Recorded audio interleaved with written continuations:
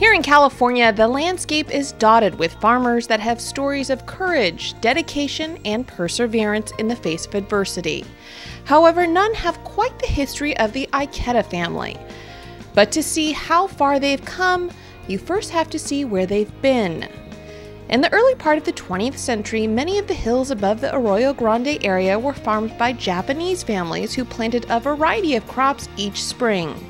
Together they banded together to form POVI, the Pismo Oceano Vegetable Exchange, which was highly successful until world events hit this small coastal community in the 1940s.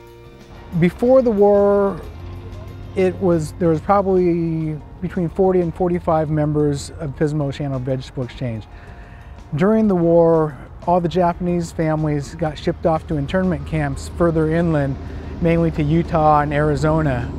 And during that time, there was an Alien Exclusion Act in which aliens couldn't own land. So you either had to buy land through a child who was a citizen or have some other citizen buy the land and you leased it from them. And so not a lot of people owned land back then. The family was forced to give up their land, but today Tom Ikeda actually farms the same land his ancestors did back in the 1920s. How? Well, it's all due in large part to the strong community ties this family had, including the ones with the Loomis family, who despite persecution from some, took care and looked after the Ikeda's farm while they were gone. Gordon Bennett, a cousin of the Loomis family, still lives in the area and takes great pride in remembering what his family did. And we found in the end result that everything paid off. We did the right thing and we were on the right track to begin with. Especially during that time where there was a lot of fear of the war and there was a lot of prejudice. You know, prior to World War II, there was a lot of prejudice against the Asians in general. And so for a local family to step up like that against a lot of the community was very brave of them.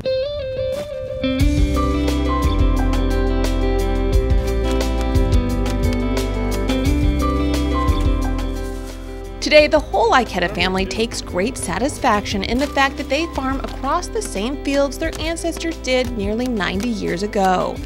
And today they have grown so large that they estimate that nearly 35 million people are eating POVI produce annually. They farm everything from bok choy to lettuce to spinach, but they're best known internationally for Napa cabbage. In fact, they are now the largest grower and shipper of it in the world.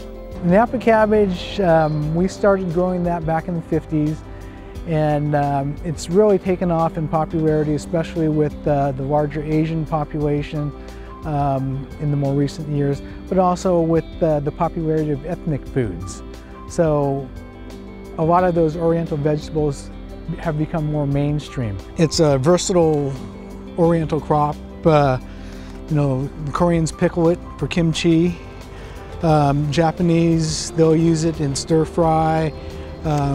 You can use it in salads. So while they have seen many changes in Arroyo Grande over the years, there has remained one constant here, the Ikeda family. By forming deep agricultural roots and by equally balancing a commitment to their community and to their family, the Ikedas have proven the true test of time rests on values that, despite adversity, don't change either. And won't anytime soon if this farming family has anything to say about it.